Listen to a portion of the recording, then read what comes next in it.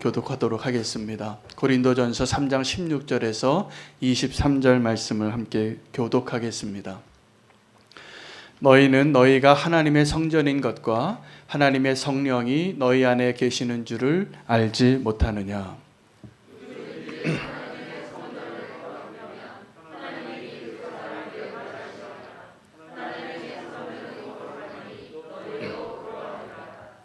아무도 자신을 속이지 말라. 너희 중에 누구든지 이 세상에서 지혜 있는 줄로 생각하거든 어리석은 자가 되라. 그리하여야 지혜로운 자가 되리라.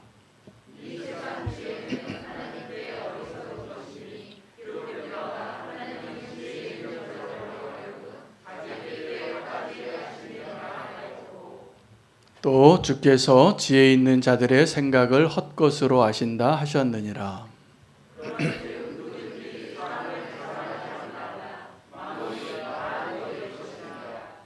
바울이나 아볼로나 게바나 세계나 생명이나 사망이나 지금 것이나 장래 것이나 다 너희의 것이요. 함께 읽겠습니다. 너희는 그리스도의 것이요 그리스도는 하나님의 것이니라. 아멘. 자리에 앉으시겠습니다.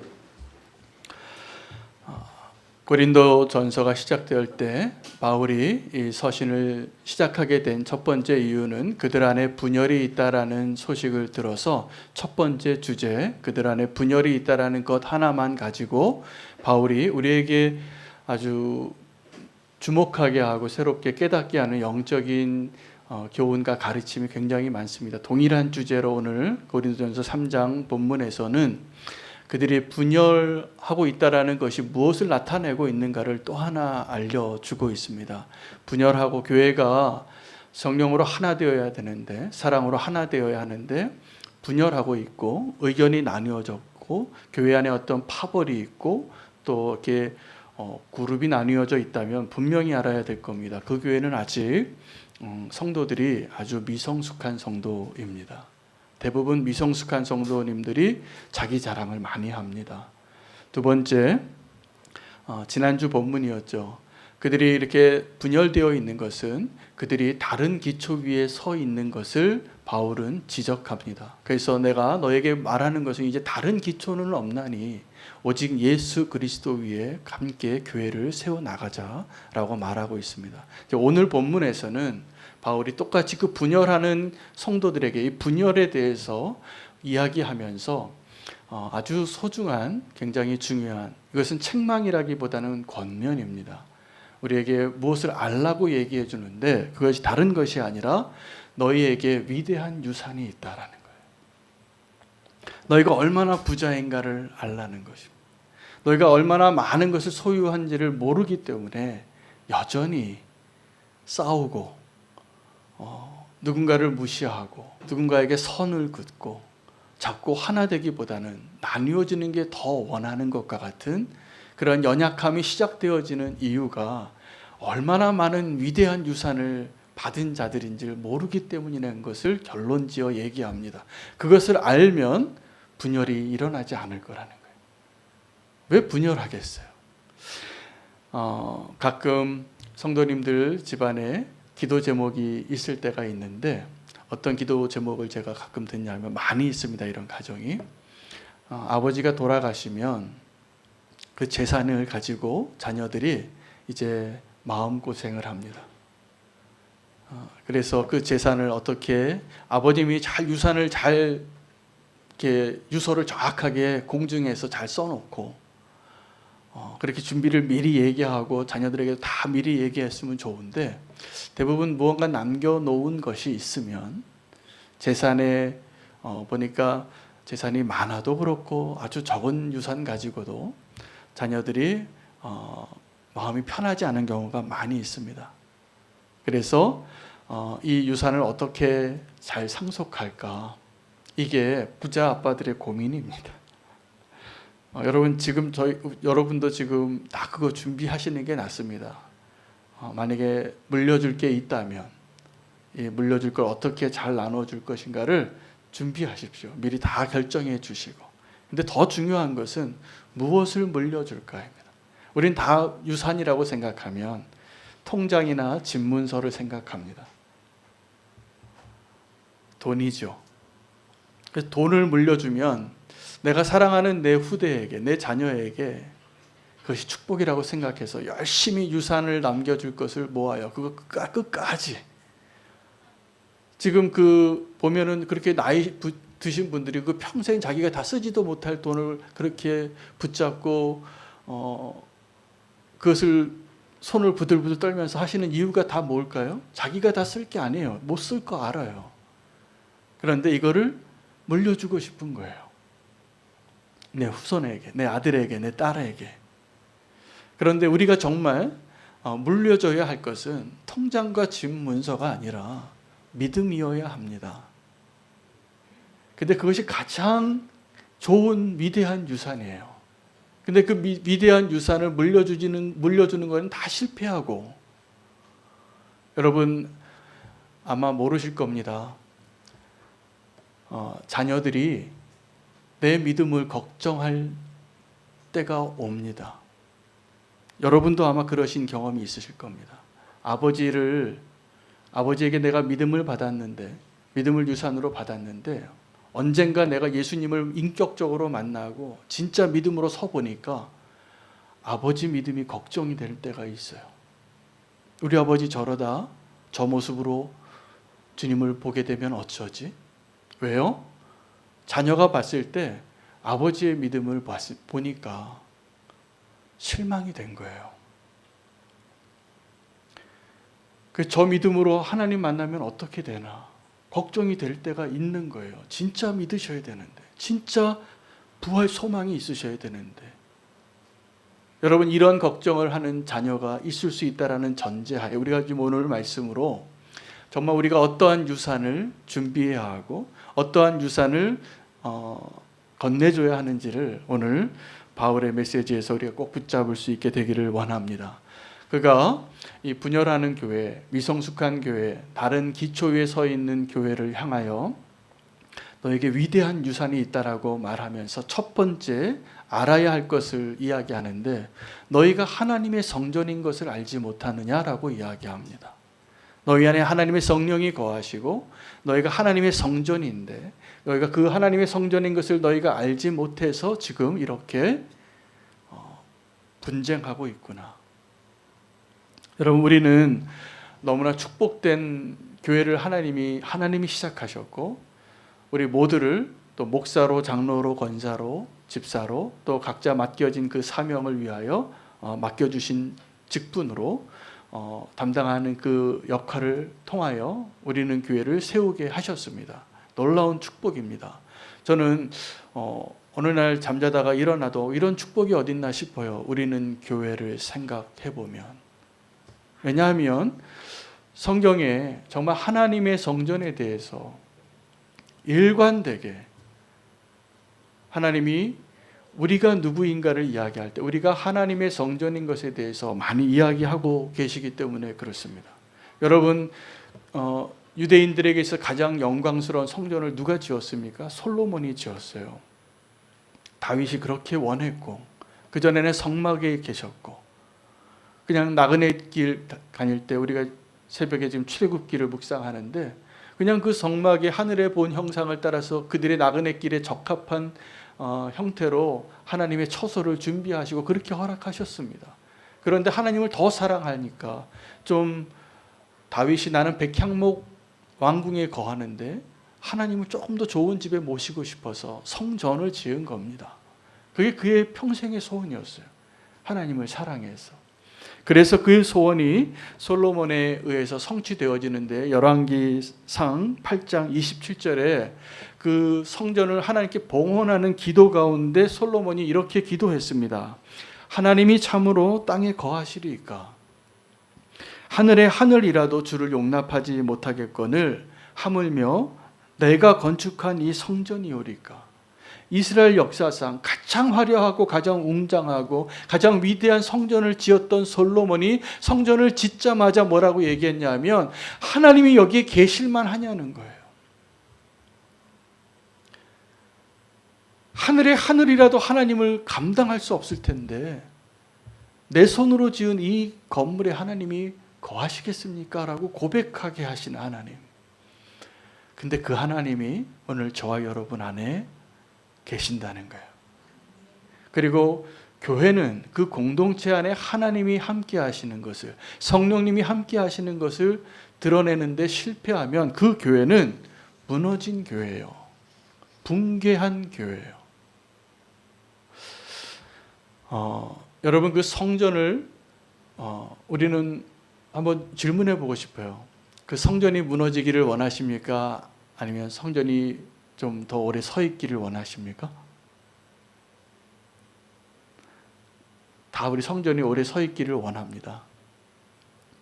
근데 이 성전을, 우리가 진정한 성전의 의미를 오해한 사람들일수록 이 건물과 같은 성전을 포기하지 못하는 경향이 있습니다.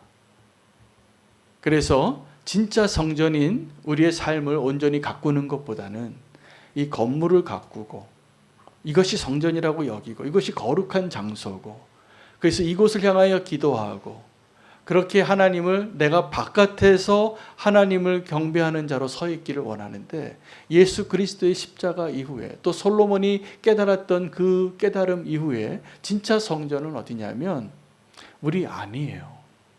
그래서 이 고린도 교회 성도들이 서로 분열하고 나뉘어져서 나는 바울파다, 나는 아볼로파다, 나는 게바파다, 나는 그리스도파다라고 나뉘어 있을 때, 너희가 하나님의 성전인 것을 알지 못하느냐 라고, 너희가 이것을 반드시 알아야 된다라고 이야기하고 있는 것입니다. 그 성전이 무너진 적이 있습니다. 언제 무너졌냐 하면 바벨론 왕 느부갓네살이 침략해서 완전히 불태워버리고 땅바닥에 완전히 제로 그라운드를 만들었습니다. 기구는 다 가져가고 사람들은 다 포로로 가고 아무것도 남기지 않고. 자, 그런데 그 성전을 무너뜨린 사람이 느부갓네살 왕이 아니라, 사실은 하나님께서는 그 성전이 이미 무너졌기 때문에 이 건물을 무너뜨리신 거예요. 그래서 하나님의 마음에는 이 성전을 다시 재건하고 싶은 마음이 더 크기 때문에 무너뜨리신 겁니다. 역설적으로 하나님의 성전을 무너뜨린 사람일수록 그 성전 무너지는 걸 두려워해요. 그래서 무너뜨리는 것을 막아요. 이 성전 무너지면 안 됩니다. 이미 무너진 자들일수록 마치 사울 왕이 사무엘의 옷자락을 붙잡는 것처럼 사람들에게라도 이 영광이 있어야 되지 않냐고. 그래도 이 성전이라도 건물이라도 이 껍데기라도 있어야 되지 않겠느냐고. 근데 하나님은, 예수님이 단호하게 말씀하신 것처럼 이 성전을 헐라 내가 사흘 만에 다시 세우리라. 여러분, 우리의 예배는 무너져야 할 성전을 무너뜨리고 주님께서 세우시는 성전을 세우는 자리예요. 이게 우리의 예배가 되어야 돼요. 근데 우리의 예배가 하나님을 알지 못하고 이미 무너진 사람일수록, 성전을 이미 무너뜨린 사람일수록 하나님과 상관없는 그 성전 무너질까 봐 지금도 안절부절 못하고 있는 것입니다. 저에게는 소망이 있습니다. 무너져야 할 성전이 빨리 무너지는 걸 보기를 원해요. 그래야 하나님이 진짜 성전을 세우시기 때문에 그렇습니다. 우리가 진짜 성전이 아닌 것을 붙잡고 그것을 애지중지하고 그것을 연연해 할수록 진짜 하나님의 성전의 역할을 할 수 없기 때문에 그렇습니다. 여러분, 성전이 무너진다는 것을 오늘 본문에는 누가 성전을 더럽히면이라고 얘기합니다. 그러니까 성전을 무너뜨린다는 것은 바벨론 왕이, 느부갓네살 왕이 군대를 몰고 와서 불질러서 그 성전이 무너지는 것이 아니라 더러워지면 무너지는 거예요. 그 거룩함을 잃어버리면 무너지는 거예요. 그래서 우리가 정말 성전을 온전히 보존하길 원한다면, 저와 여러분이 성도의 삶을 더 온전하게, 더 거룩하게, 성전의 역할을 감당할 수 있는, 우리가 하나님 앞에 설 수 있는 그 모습을 회복하는 것이 성전을 지키는 것입니다. 성전을 무너뜨린다는 것이 어떤 것이냐면, 첫 번째, 더럽히는 거예요.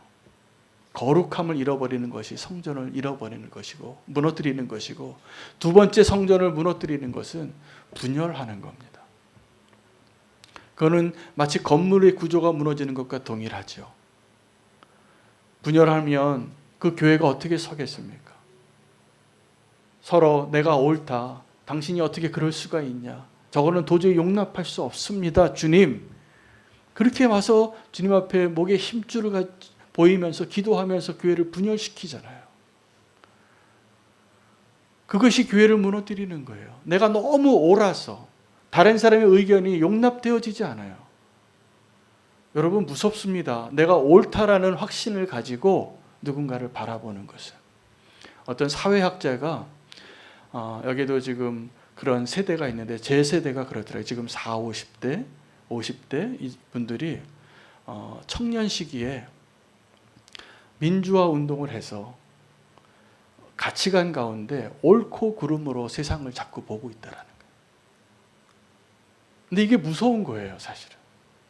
내가 옳으면, 내가 너무 옳아서 조금만 달라도 그 사람과 함께 할 수 없게 됩니다. 지금 우리가 그 시대를 살고 있는데 그 시대를 사는 것에서는 시대가 그렇게 가더라도 교회 안에서는 그러면 안 돼요. 교회는 하나님의 성전인데 우리가 하나됨을 지키기 위하여 무엇을 해야 하는가를, 그래서 그 하나됨을 깨트리는 사람들이 대부분 어떤 분이냐면 너무 옳은 분들이에요.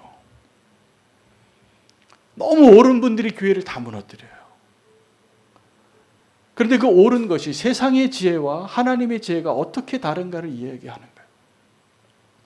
정말 우리가 그렇게 옳을까요? 아니요. 그렇지 않습니다. 그래서 이렇게 얘기해. 너희는 너희 자신을 스스로 속이지 말라. 여러분 속지 마시기 바랍니다. 내가 옳다고 생각하는 사람일수록 잘 속아요.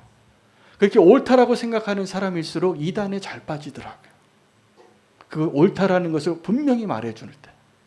그 분들이 보면은 옳다라는 것을 찾고 싶은 거예요. 찾아갔어요. 근데 그 옳다라고 말하는 사람이 가짜인 거예요.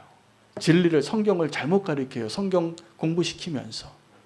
거기는 옳고 그름이 너무나 명확하거든요. 다 예화로 풀어주면서. 희미한 게 없어요. 그 이단에서 가르치는 가르침들은 보면. 옳고 그름을 명확하게 하기 때문에. 근데 위험합니다. 성경에는 우리가 이해할 수 없는 하나님의 지혜가 너무나 많아서 우리가 모르는 건 모른다고 내버려둬야 할 것이 많아요. 근데 그것을 나의 지혜와 나의 기준으로 다 설명되어지지 않으면 믿지 않겠다고 얘기하거나 그것을 억지로 풀려고 할 때 잘못된 길로 가는 거예요. 이것도 옳음에 대한 우리의 교만함 때문입니다. 여러분 속지 마시기 바랍니다. 속이지 마시기 바랍니다. 우리가 잘 속입니다. 누구를 잘 속이냐면 다른 사람을 잘 속여요. 그리고 내 속마음을 몰라요. 그래서 우리가 다른 사람 속이는 것은 너무나 잘 하는데 하나님 속이는 데에서 걸립니다. 하나님을 속일 수 없는데 다른 사람을 속여 버릇한 사람이 자기까지도 속이게 돼서 하나님을 속이는 자리에 나아가더라. 내가 진짜 괜찮은 사람인 줄 알아요. 교회 오래 다니고 내가 직분을 받고 내가 목사고 장로고 그러면 내가 진짜 거룩한 사람인 줄 알아요. 바로 그 직분 때문에. 착각이죠. 우리가 다 연약한 존재인데 하나님 앞에 세상 앞에 내가 이렇게 연약한 존재라고 말할 수 있는 것이 은혜예요. 그런데 자꾸 그렇지 않은 척을 해요. 그래서 위험해지는 겁니다. 내가 지금 온전한 척, 내게 아무런 문제가 없는 척, 내가 의로운 척, 나는 아무런 문제가 없는 척, 이게 얼마나 위험한 위선인지 모르겠습니다. 속지 마시기 바랍니다. 아나니아와 삽비라가 초대교회 공동체에서 선한 일을 했지만 딱 한 가지에 걸린 거예요. 성령님 속이려고 한 거. 자기 돈 자기가 좀 남겨두는 게 뭐 잘못한 거예요. 그거는 책할 수 없어요. 그때 그래도 재산을 그래도 땅 팔아서 교회에 헌금하는 게 얼마나 귀한 행동이에요. 안 파는 사람이 훨씬 많았는데. 그런데 왜 그가 죽어야 했냐는 거죠. 성령을 속이려고 했기 때문에. 제목이 달라요. 그 오해하시면 안 됩니다. 그래서 이거를 뭐 하나님께 드릴 때 뭐 남겨놓고 이렇게 숨겨놓고 온전한 11조 안 드리면 큰일 납니다. 이렇게 설교하면 안 됩니다. 속이려고 한 것 때문이에요. 여러분 성령님을 속일 수 없는 것을 분명히 아시기 바랍니다. 그 속이려고 하는 것이 오늘 이 본문의 문맥에 의하면 너희가 하나님의 성전인데 더러워지는 이유가 여기 있는 거예요. 더러워지는 이유가. 그리고 나서 이 바울이 부자 아빠의 고민이죠. 하나님의 고민인데 너희가 누구인지를 알라라고 얘기하는 것과 더불어 너희는 하나님의 성전이다, 내 자녀다라는 것을 알라는 것과 더불어서 너희가 얼마나 부자 아빠를 두고 있는지를 알라는 거예요. 이 고린도 교회는 부자 아빠인 것을 몰랐던 사람들입니다.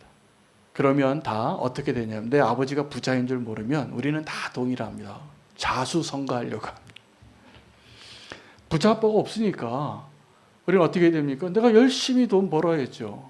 내가 열심히 뭔가를 이루어내야죠. 그 열심히 이루어내는 것 중에 하나가 자기 자랑이에요. 그래서 내가 이뤄놓은 것을 자랑하는 거예요. 나는 바울을 따르는 사람입니다. 나는 아볼로를 따르는 사람입니다. 나는 게바를 따르는 사람입니다. 라고 주장하게 되어지는 것입니다. 여러분 진짜 소중한 것을 소유하려고 할 때는 늘 대가를 지불해야 하는 것을 아셔야 됩니다. 우리는 지금 하나님의 은혜를 너무나 소중한 것을 대가를 지불하지 않고 받아서 우리가 지금 물려받은 이 위대한 유산이 얼마나 많은지를 잘 모르고 살아가고 있는 것이 분명합니다. 결혼할 때 저도 결혼을 했고 이 자리에 계신 분들 아직 결혼 안 하신 분이 얼마 더 안 되시는데 결혼할 때 남자가 한 여자랑 결혼한다는 것은 굉장히 많은 의미가 있잖아요. 내가 저 여인과 결혼하면 이제 이 세상의 반의 모든 여자를 포기하는 거예요.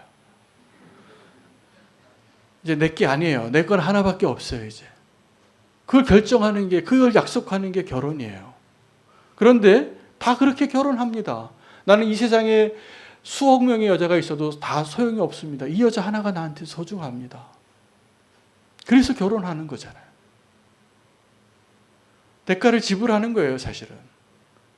내가 내려놔야 할 것과 내가 얻는 것이 분명히 다른 것이죠. 그런데 우리가 지금도 그 부자 아빠인 것을 모르는 사람들은 지금도 여전히 조금 더 갖고 싶어 합니다. 그걸 만족할 줄을 몰라요. 그래서 이 세상에서 가장 부자인 사람을 외국의 어떤 기자가 잡지에서 인터뷰했잖아요. 그 사람한테 당신은 지금 세계에서 지금 부자 순서가 바뀌더라고요. 어떤 포브스지에 이렇게 전 세계에서 제일 부자 이렇게 순위가 가끔 나오는데 그 사람 찾아가서 물어보면 늘 그 사람들이 하는 얘기가 조금 더 갖고 싶대. 그렇게 많은데 셀 수도 없는데 자산이. 당신의 꿈이 뭡니까? 조금 더 부자가 되는 거예요. 그 사람들은 그렇게 부자인데도 사실은 이거 하나가 다른 거죠. 부자 아빠가 없어요.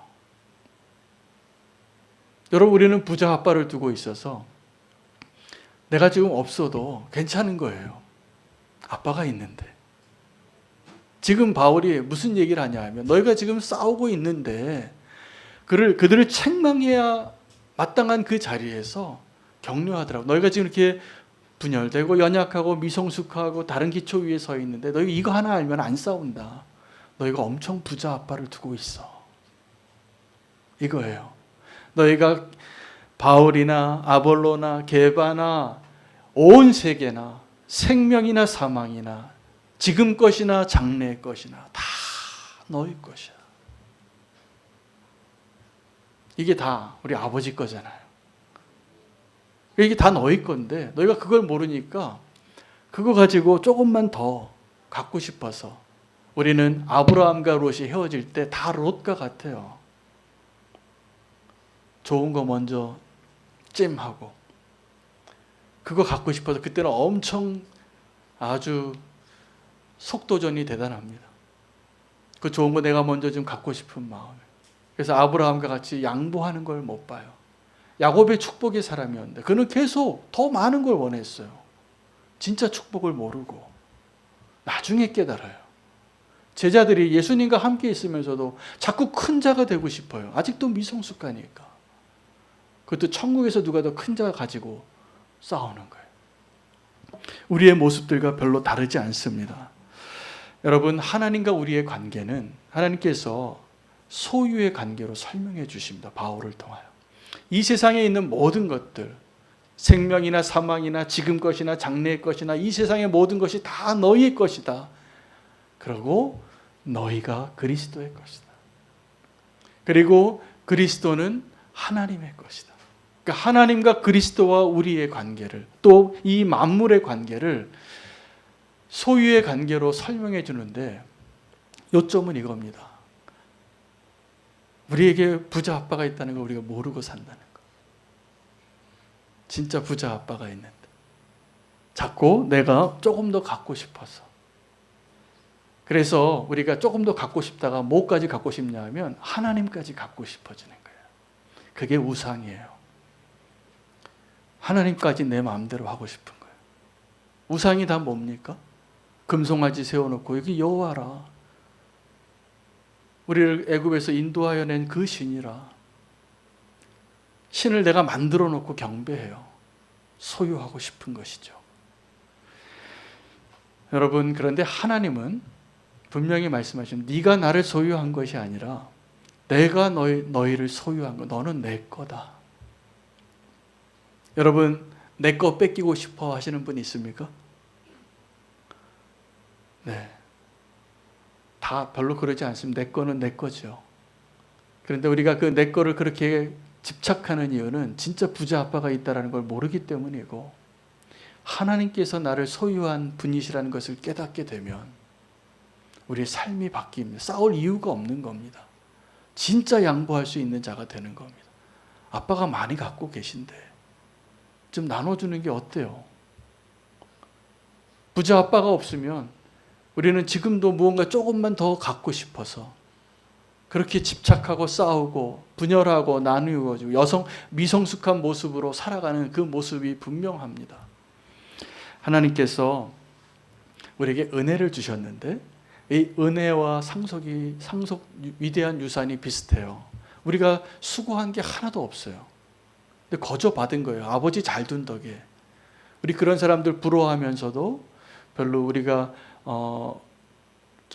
내가 그렇게 얼마나 부자 아빠인 것을 모르는 거죠. 하나님께서 오늘 저와 여러분의 부자 아빠인 것을 좀 믿으시면 우리의 마음이 그 미성숙함에서 벗어나고, 특별히 하나님께서 우리를 언제 소유하셨냐 하면 우리가 연약하고 미약하고 작을 때예요.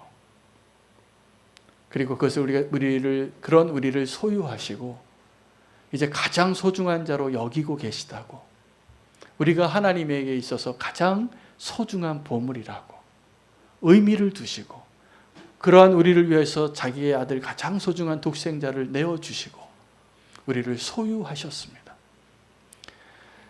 우리가 누구의 소유인가를 알게 되면, 그리고 내가 무엇을 소유했는가를 알게 되면 우리의 믿음의 삶이 분명히 달라질 것입니다. 이제 하나님의 은혜로 우리가 그런 위대한 유산을 받았는데 이제 우리에게 과제가 하나 남았습니다. 그 유산을 물려주는 일입니다.